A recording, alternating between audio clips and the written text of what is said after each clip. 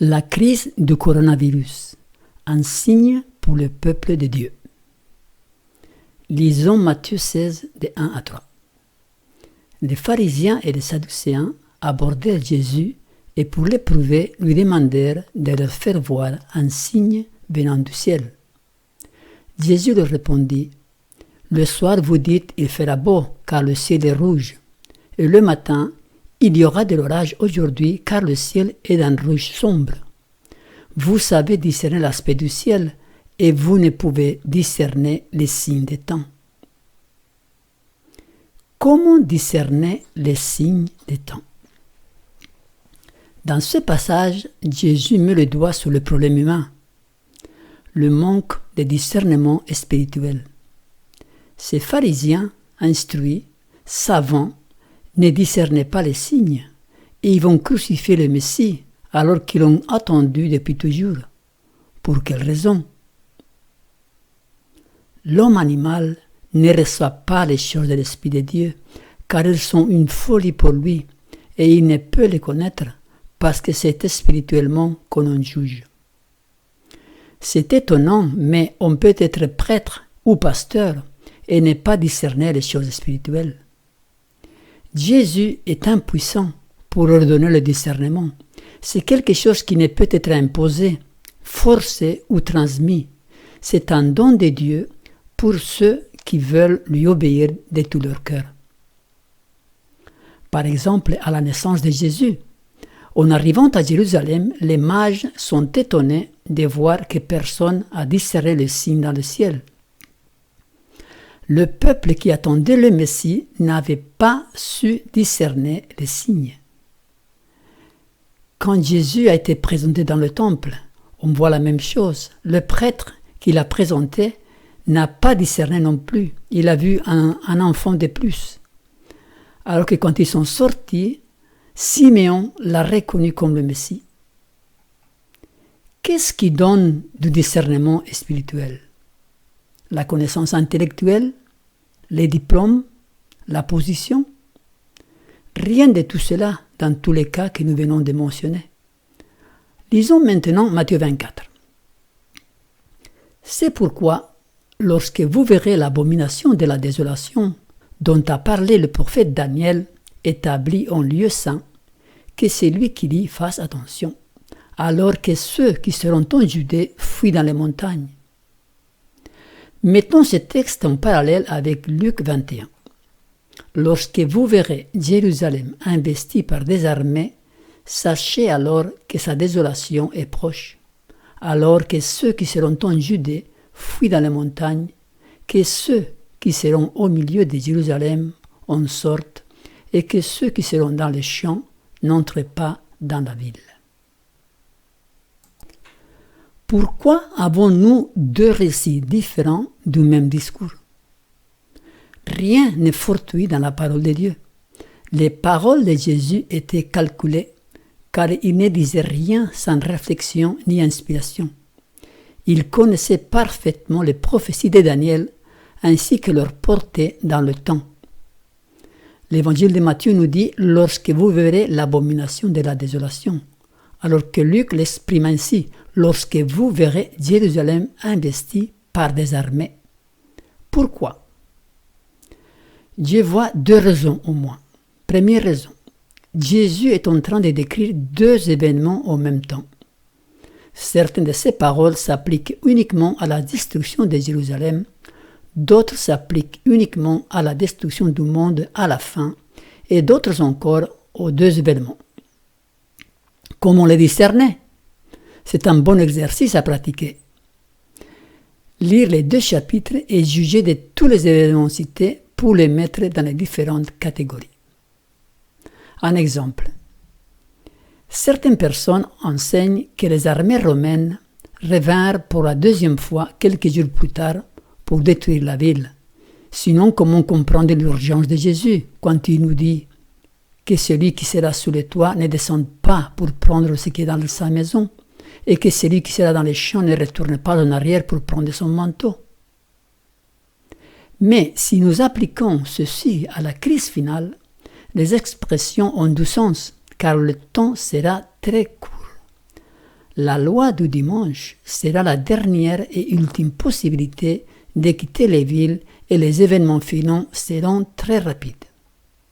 Et la deuxième raison, c'est qu'un récit explique l'autre et nous fait comprendre l'expression l'abomination de la désolation. On pourrait dire que le récit de Matthieu s'applique à la fin et celui de Luc davantage à la destruction de Jérusalem. Jésus ne répondit pas à ses disciples en distinguant entre la destruction de Jérusalem et le grand jour de son retour. Il mêla la description de ces deux événements. S'il avait révélé à ses disciples les événements à venir tels qu'il pouvait les contempler lui-même, il n'aurait pu en supporter l'annonce. Par pitié pour eux, il mêla la description des deux grandes crises, laissant aux disciples le soin d'en discerner la signification par eux-mêmes. Jésus est en train de décrire deux événements, la destruction de Jérusalem et la fin du monde. Voyons ce qui s'est passé en réalité. Nous allons étudier la dernière semaine prophétique de Jérusalem, c'est-à-dire les 7 dernières années avant sa destruction. Nous verrons un modèle prophétique qui se reproduira de la même manière à la fin des temps.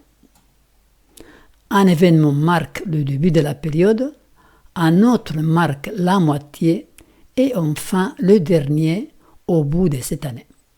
Deux périodes de 1260 jours ou 3 ans et demi entre les différents événements.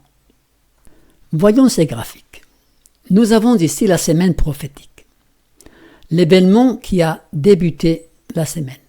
Dieu envoie un prophète pour avertir Jérusalem de sa destruction imminente. Pendant 3 ans et demi, cet homme, il va parcourir les villes de Jérusalem en annonçant sa destruction. L'année 67, le général Cestius investit la ville de Jérusalem. C'était donc au printemps de l'an 67. Et ça, c'était le signe donné par Jésus pour quitter la ville. Quand vous verrez les armées entourer la ville, partez. Les gens qui l'ont reconnu ont agi ainsi et ils ont été sauvés. L'armée de Cestius s'en va sans explication et 3 ans et demi plus tard, et cette fois-ci c'est Titus qui revient et qui détruisit la ville de Jérusalem. C'était l'an 70. 3 ans et demi et 3 ans et demi entre ces deux.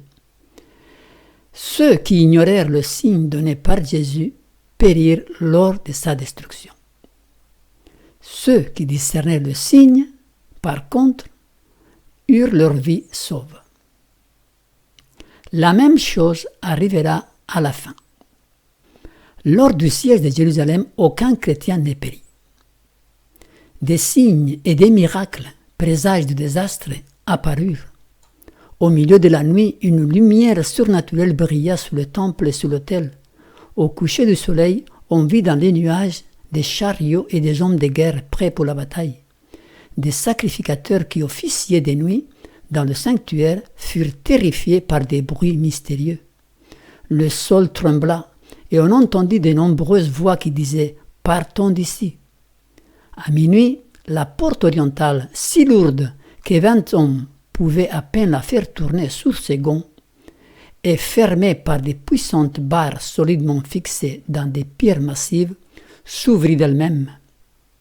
Cette année durant, on entendit un homme annoncer dans les rues de Jérusalem les malheurs qui allaient fondre sur la ville.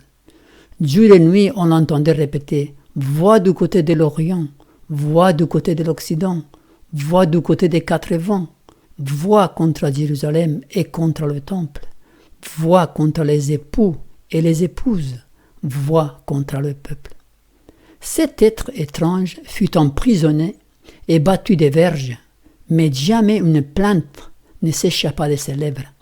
Sa seule réponse aux injures et au mauvais traitement, c'était « Malheur, malheur à Jérusalem, malheur, malheur à ses habitants ».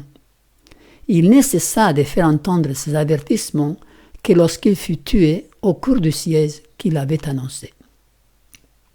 Aucun chrétien n'est péri dans la ruine de Jérusalem. Les disciples qui avaient été avertis furent attentifs aux signes promis. Lorsque vous verrez Jérusalem investie par des armées, avait dit Jésus, sachez alors que sa désolation est proche, alors que ceux qui seront en Judée fuient dans les montagnes, que ceux qui seront au milieu de Jérusalem en sortent, et que ceux qui seront dans les champs n'entrent pas dans la ville. Voyons maintenant les derniers événements de l'histoire. Avant sa crucifixion, le Sauveur a expliqué à ses disciples qu'il devait être mis à mort et qu'il ressusciterait le troisième jour.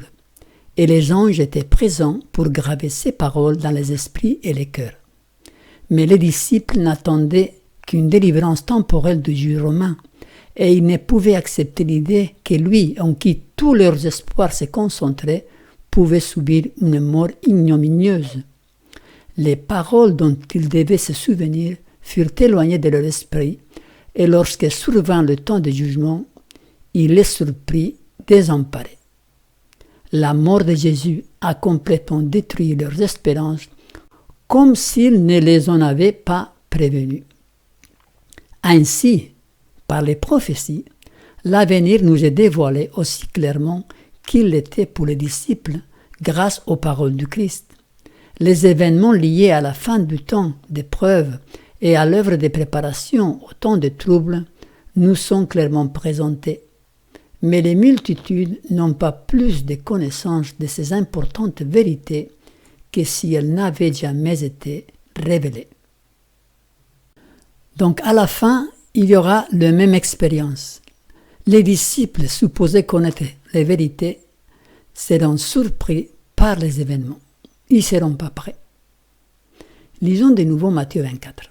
C'est pourquoi, lorsque vous verrez l'abomination de la désolation dont a parlé le prophète Daniel, établi en lieu saint, que celui qui lit fasse attention, alors que ceux qui seront en Judée fuient dans les montagnes. L'expression utilisée par Matthieu, ici, dont a parlé le prophète Daniel, s'applique plutôt à la fin et fait référence à Daniel 12 que nous allons étudier. Le chapitre 12 de Daniel concerne les derniers événements de l'histoire. Jésus le prouve dans son discours de Matthieu 24. Lisons Daniel 12. J'entendis, mais je ne compris pas, et je dis, mon Seigneur, quelle sera l'issue de ces choses?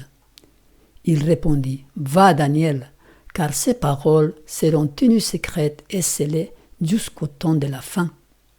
Plusieurs seront purifiés, blanchis et épurés.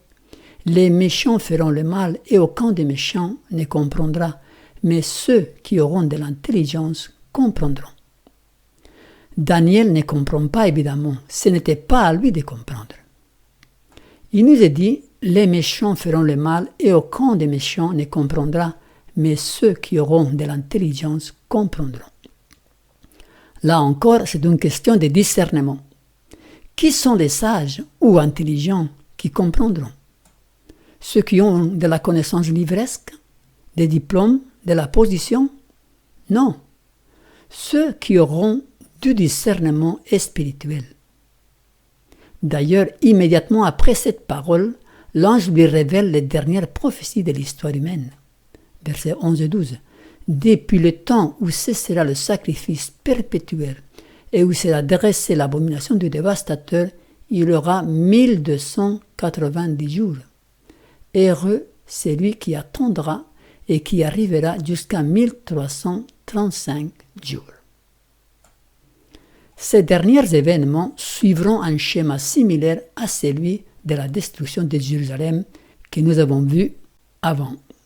Au début de la semaine, donc, il y a un événement inconnu. Au milieu de la semaine, il y a l'instauration de la marque de la bête.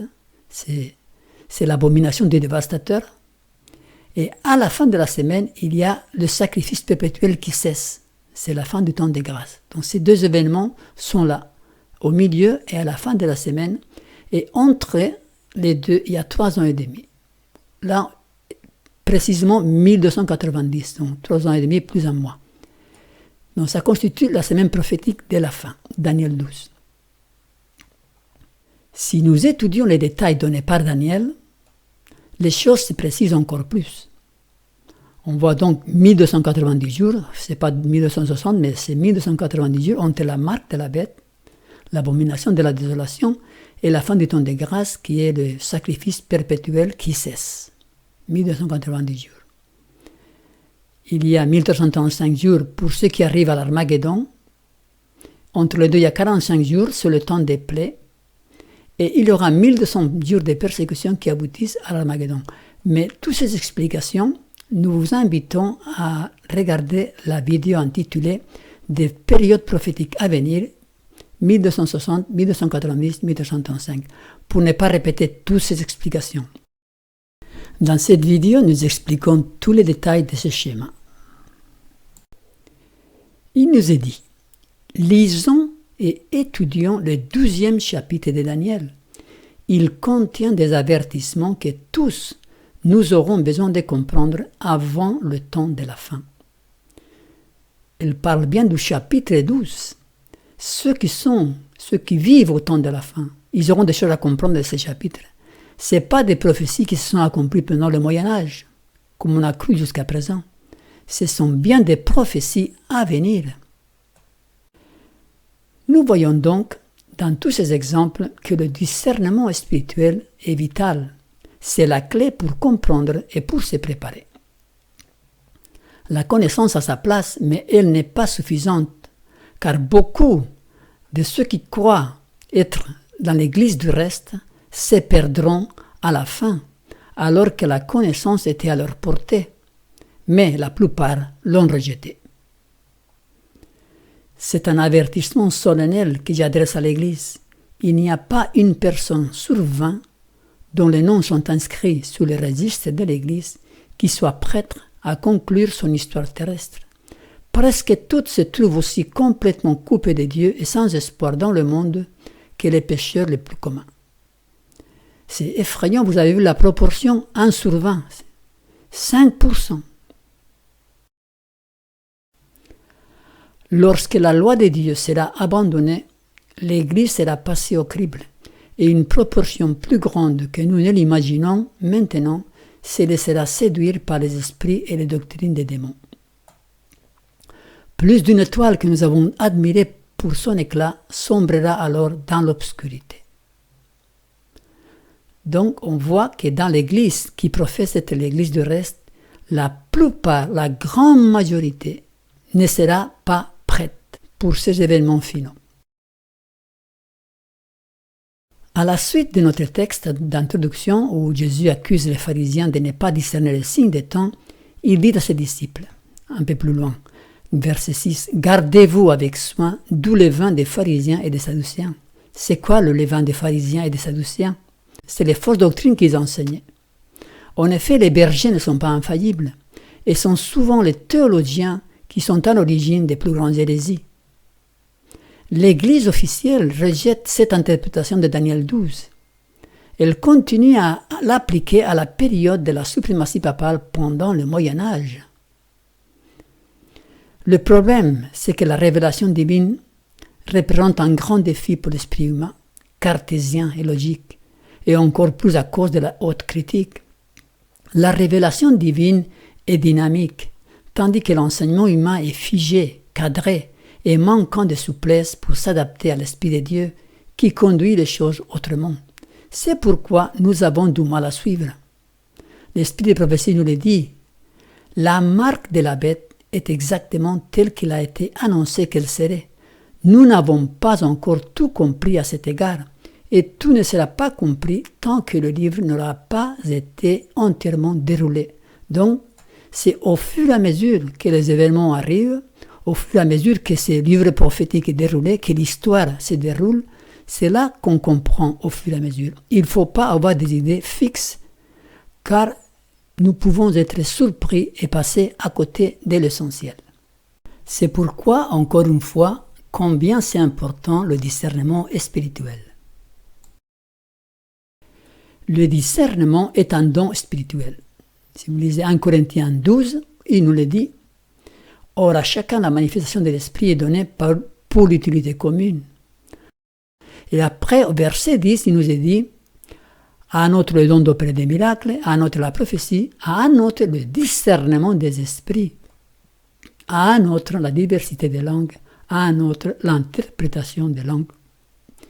Le discernement, c'est un don spirituel que Dieu donne à ceux qui veulent vraiment de tout cœur, sincèrement le suivre. Et il nous est dit, nous devrions étudier les grands signaux qui désignent les temps dans lesquels nous vivons. Ceux qui se placent sous le contrôle de Dieu, afin d'être conduits et dirigés par lui, comprendront l'enchaînement régulier des événements qu'il a prévus et ordonnés. Les calamités qui surviennent sur terre comme en mer, l'instabilité sociale, les menaces de guerre sont des mauvais augures.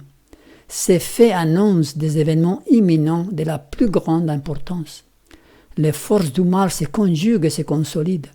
Elles se fortifient pour l'ultime grande crise. Des grands bouleversements prendront bientôt place dans notre monde et les événements de la fin seront précipités. On peut le constater avec la crise du coronavirus qui a pris tout le monde par surprise. Rapidement, en quelques semaines, c'était mis en place. Donc, dans cette phrase-là, quels sont ces grands bouleversements qui prendront place dans notre monde et qui vont précipiter les événements de la fin? Nous sommes sûrs que la crise économique et sociale créée par le coronavirus en est un. Parlons maintenant du coronavirus. Cette crise du coronavirus est la plus importante des temps modernes. Depuis la pandémie de la grippe espagnole en 1918, le monde n'avait pas été confronté à une telle catastrophe sanitaire. La crise économique qui va s'en suivre sera inouïe. Et voici ce qui nous est dit par l'esprit des prophéties. Les guerres feront rage au cours des dernières scènes de l'histoire de notre guerre. Des épidémies, des terribles fléaux et des famines désoleront le monde. Les eaux de profondeur provoqueront des inondations. Le feu et l'eau s'allieront pour détruire les richesses et les vies humaines. Nous devrions nous préparer à entrer dans le palais que le Christ réserve à ceux qui l'aiment. Voici une citation qui me paraît très importante et adaptée à notre époque, à cette époque que nous vivons en ce moment. Dieu n'a pas empêché les puissances des ténèbres d'accomplir leur œuvre de mort en viciant l'air, l'une des sources de la vie et de la nutrition, à l'aide d'un miasme morbide et mortel. Non seulement la vie végétale en est affectée, mais l'homme souffre également de dangereuses épidémies. Ce sont là les premières gouttes de la coupe de la colère divine qui se répandent sous la terre et ne constituent que le faible début de ce qui surviendra dans un proche avenir. Je me pose la question, se pourrait-il que cette crise du coronavirus fasse partie des premières gouttes de la coupe de la colère divine? Pour l'étudiant de la Bible vivant à la fin des temps, cette crise ne doit pas être anodine. Elle devrait secouer notre quotidien et nous plonger dans l'étude prophétique ainsi que dans la préparation spirituelle nécessaire pour pouvoir recevoir la pluie de l'arrière-saison. Le peuple de Dieu attend la crise de la marque de la bête décrite en Apocalypse 13. Il nous est dit, nous sommes au seuil de la crise de tous les temps. Les jugements de Dieu vont se succéder rapidement. Les incendies, les inondations, les séismes, accompagnés de la guerre et de l'effusion de sang. Il suffit de regarder les informations pour constater que tout y est et que leur cadence augmente d'année en année. Depuis l'année 2000, les choses ont augmenté considérablement. Cette crise actuelle doit nous apprendre une leçon. Les choses peuvent basculer rapidement. C'est pourquoi nous devons être prêts à tout moment pour la réception de la pluie de l'arrière-saison. Pourquoi cette crise du coronavirus est-elle si significative? Ce n'est pas la première fois que le monde est visité par une pandémie. Pendant le Moyen-Âge, le monde a connu des pandémies extrêmement virulentes. Celle de la peste noire fit périr un tiers de la population européenne, par exemple, ou la grippe espagnole, qui fit plus de 100 millions de morts dans le monde. nous sommes loin du compte avec le coronavirus. La crise actuelle est particulière, non pas à cause de sa sévérité, mais à cause de son contexte historique et prophétique. Nous vivons au temps de la fin, aux alentours de l'an 6000 de l'histoire humaine. La crise affecte tous les pays, et ceci dans le contexte de la globalisation et son rôle prophétique. L'OMS a poussé tous les pays à prendre des mesures de confinement pour éviter à la pandémie de se répandre. Tous les pays se sont conformés aux directives.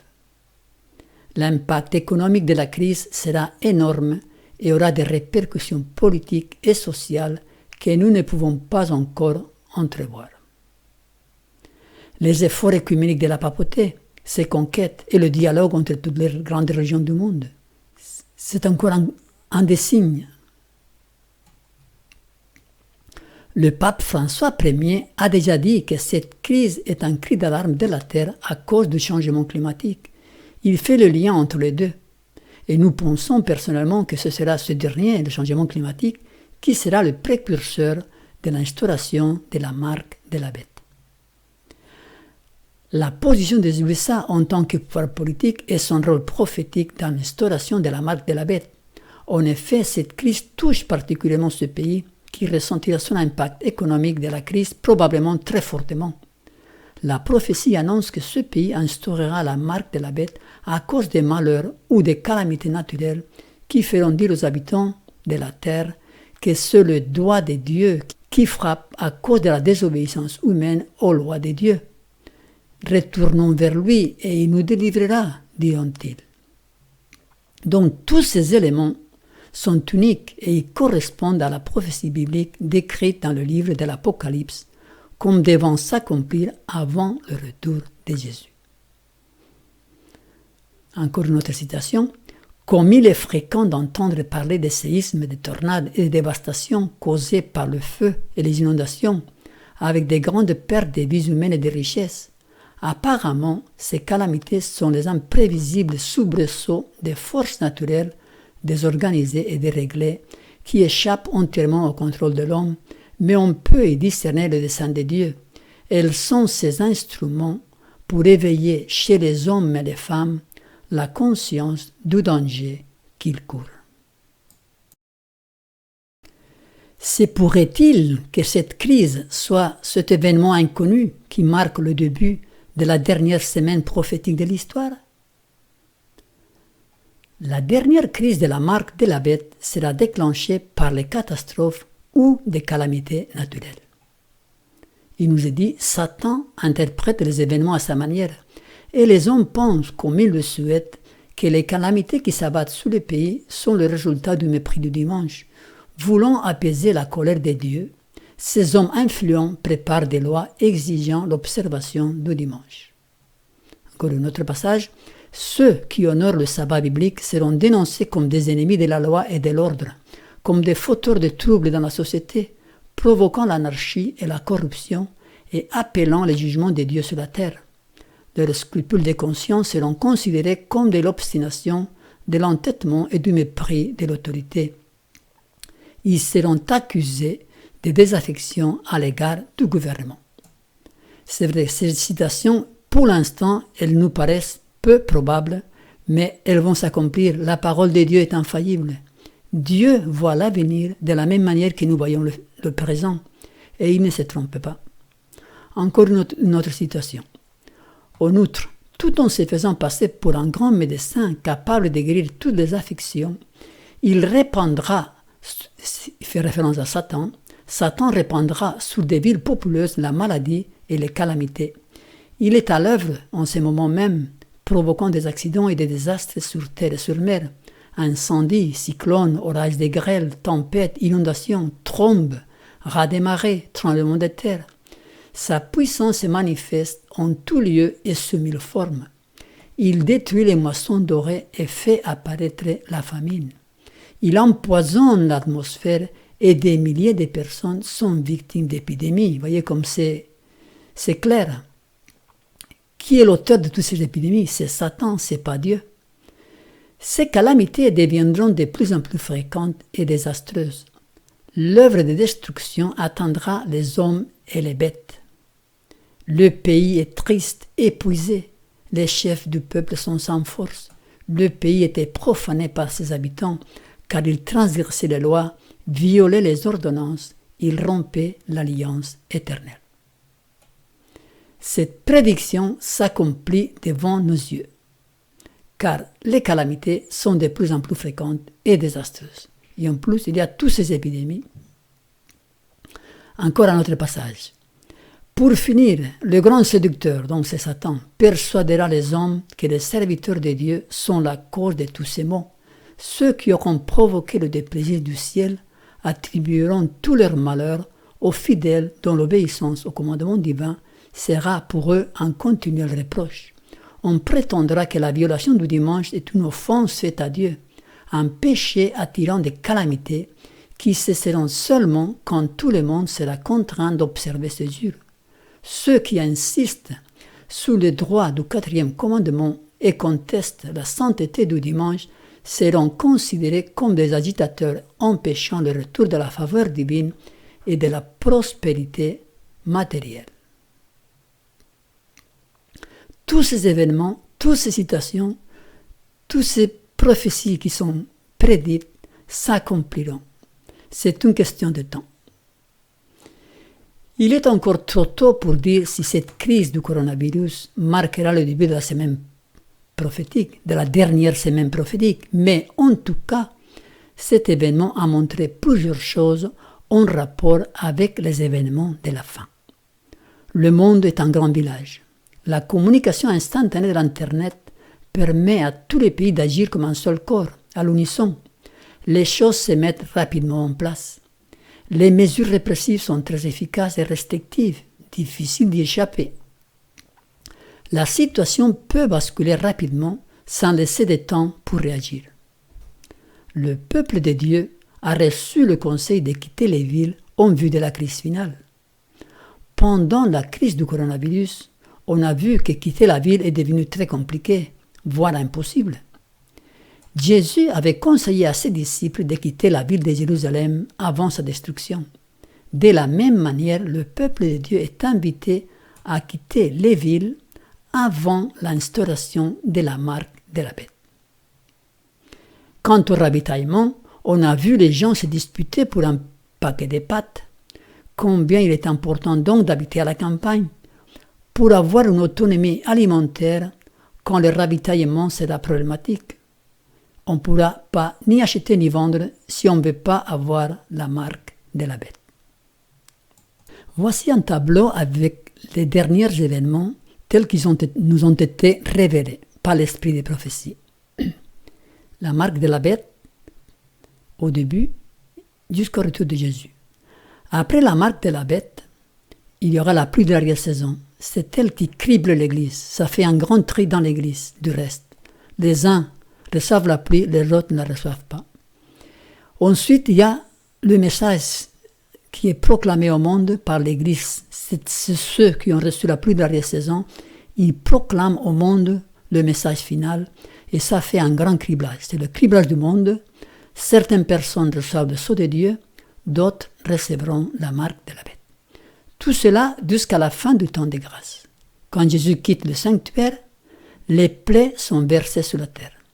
C'est les coupes de la colère. C'est là qu'il y a le décret de mort. Et la 6e plaie, il y a Armageddon, où Satan essaye de détruire les enfants de Dieu. C'est l'exécution du décret de mort. Et après, il y a le retour de Jésus. Chers amis, combien de temps nous reste-t-il? Personne ne le sait, mais une chose est certaine. Les événements filants seront très rapides. Nous aurons besoin de discernement. Pour ce faire, je vous recommande l'étude des livres de Daniel et de l'Apocalypse, et cela à la lumière des conseils inspirés de l'esprit des prophéties. Tandis que s'approche la fin et que l'annonce des derniers avertissements s'étend au monde entier, il devient plus important pour ceux qui acceptent la vérité présente d'avoir une claire compréhension de la nature et de l'influence des témoignages que Dieu, dans sa providence, alliés à l'œuvre du troisième ange dès son origine même. Les hommes pourront ourdir machination après machination, et l'ennemi chercher par tous les moyens à séduire les âmes pour les écarter de la vérité. Tous ceux qui croient que le Seigneur a parlé par Sir White et lui a confié un message seront à l'abri des nombreuses erreurs qui surviendront en ces derniers jours. Tout ce que la prophétie historique avait annoncé pour le passé s'est accompli, et ce qui concerne l'avenir viendra à son heure. Daniel, le prophète de Dieu, se tient à son poste. Il en est de même des gens. Dans l'Apocalypse, le lion de Juda a ouvert le livre de Daniel aux étudiants de la prophétie, si bien que Daniel se tient à son poste, rendant témoignage de ce que le Seigneur lui a révélé en vision concernant les événements importants et solennels que nous devons connaître, nous qui sommes à la veille de l'accomplissement. Une dernière citation. « Je suis fort angoissé au sujet de notre Église. Nous sommes au milieu des périls des derniers jours. Une foi superficielle a comme résultat une expérience superficielle. Il y a une repentance dont on devrait se repentir. Toute expérience authentique dans les doctrines religieuses porte l'empreinte de Jéhovah. Chacun devrait voir la nécessité de comprendre la vérité pour son propre compte. Il nous faut bien comprendre les doctrines que nous avons étudiées avec soin et avec prière.